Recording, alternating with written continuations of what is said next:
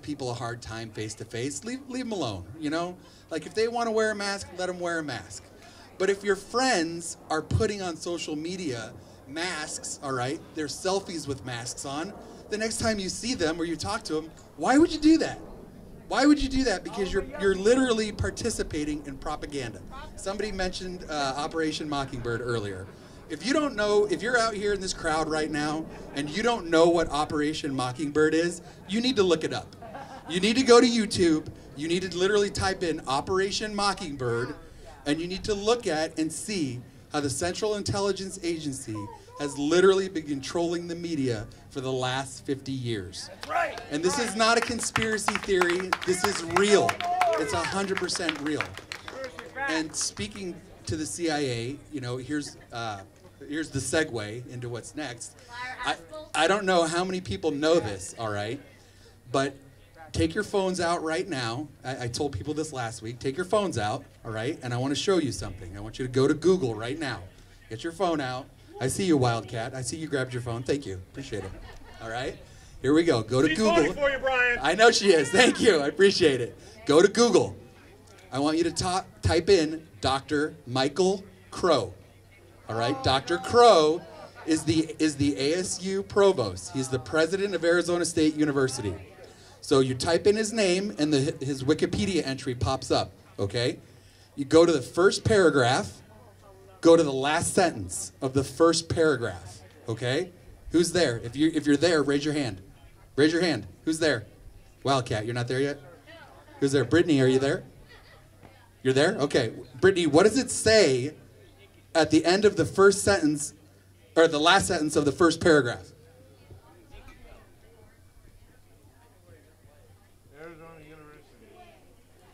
Who knows what venture capital is?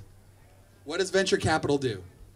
Venture capital is when businesses give money to other businesses to create new products and services and new technologies. Dr. Michael Crow doesn't sit on the board of directors.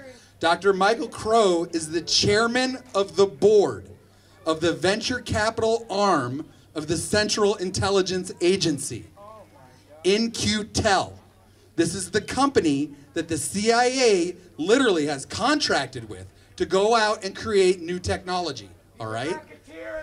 Here's what's going on. Why does Arizona still have mask mandates all over the place, okay? Why is that? Juicy! Because here's why. Because at ASU, right now, they are developing technology that can read your face from here to here. Bioretinal scanners, AI, all sorts of stuff that's in development right here. Here's the next connection to it. We've been under the Stafford Act, the emergency declaration here in Arizona. Our legislature has been suspended since May when they chose to sine die, all right? And all this money, all this COVID money has been flowing into Arizona. Governor Ducey has been taking that money, and every couple of weeks you see a press release. And what does it say? Governor Ducey sent another $2 million to Arizona State University. Governor Ducey sent another $4 million to the U of A or to ASU. So they are literally taking that money that's supposed to be for COVID, and instead they're using it and sending it to the universities to literally develop these new technologies that literally can scan your face while you have a mask on. Because other states across the country that do not have the same numbers as us with regards to COVID, they have worse numbers than us. They've already dropped their mask mandate. It's not even there anymore. So there are other states, like in Florida, for example, Governor DeSantis said, we're done with Corona. We're done with COVID. It's over. No more emergency declaration. No more executive orders. We're finished. So the reason why I bring up Doug Ducey and why I bring up Dr. Crow is because of the deep state, all right? I want you guys to understand, here in Arizona, there is a real swamp. There is a real swamp with people who are connected to very evil and very powerful people.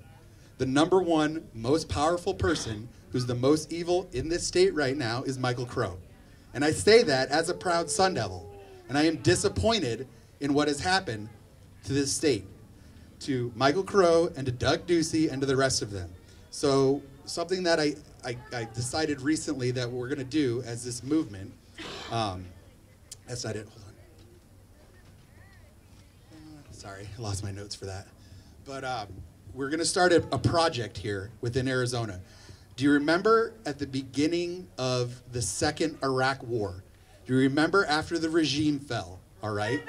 They had, thank you, brother. Whoever it was that said that, thank you. God bless you. So at the beginning of the second Gulf War, when the regime fell, they came up with a deck of 52 playing cards. And they literally named the 52 most powerful people within the Ba'ath Party, from Saddam Hussein and everyone else down. So what we're going to do here in Arizona is we are going to create the Arizona House of Cards, the Arizona Project 52, where we go after the 52 most evil and corrupt people in the state of Arizona. I don't care if it's Michael Crow or Doug Ducey or Karen Fan or Mark Brnovich or whoever it is. We have a website that's being built. We're going to have multiple pages on social media everywhere, and we are going to expose every single one of these people. I don't care if they're a legislator. I don't care if they're a judge. I don't care if they're the CEO of a company. If you're one of the most evil 52 bastards in the state of Arizona, your days are numbered. We are going to use whatever legal means, safely and non-violently, to make sure that we end the careers of these people. This is going to be an exercise in Nemeh. For those that were in the military, they understand Nemeh is human intelligence. This literally means all of us connecting one by one to each other and sharing information. If you're standing next to somebody right now and you don't know their name, turn right now next to the person next to you and introduce yourself right now. Tell them your name. Tell them where you live. What part of the valley do you live in? All right? Then turn to other people around you right now and start exchanging information. Take each other's freaking phone numbers. What is wrong with us? The left is so freaking organized, and we're literally running around trying to herd cats. We need each other's phone numbers. We need to know where each other lives. We need to know who's in what part of the valley and where. And then when we roll this website out and we roll these pages out on social media for the Arizona House of Cards, for the 52 most evil bastards in the state, we are literally going to exchange info with each other, and we're going to go, oh, I happen to know Jack Sellers, or oh, I happen to know Steve Shukri. So anybody that's followed me, they know that I dumped a bunch of stuff on Steve Shukri this week on Twitter. And I dumped a bunch of stuff on them, and it wasn't because I found it. It was because I'm connected to people in this movement. And the people in the movement were like, Bryan, you got to have this, dude. Like, you have an audience, and you need to share this with people. So what did I do? Like, we had known, I met someone last night, I don't even know if she's here, Sabrina, if she's here, she said she was coming. So she had the Kelly Dixon email for like 5 days before I ever got it. Yeah, I have it. Nobody else had, not a lot of other people had it. Tell us about it. So I dropped the Kelly Dixon email in front of the Board of Supervisors on Tuesday of last week. We had already had it for 5 days. What if we had shared that and spread that out amongst all of us, and instead of 2 days before or 3 days before the Board of Supervisors were shutting down, we had a whole week? We could have made a lot bigger difference than we had. Explain the email. So the email, so Kelly Dixon, all right, is the Assistant Director of Recruitment and Training for the Maricopa County Elections Board, all right? This woman literally sent out an email that she told to cascade down to all the other precincts, basically telling people from 10/23 to 11/2, make sure that you are issuing everyone ballpoint pens. Then on 11/3, make sure that you issue everyone Sharpies. Why did they do that? Why did they do that? They did that because Trump told all of us patriots, vote in person on election day. Yeah.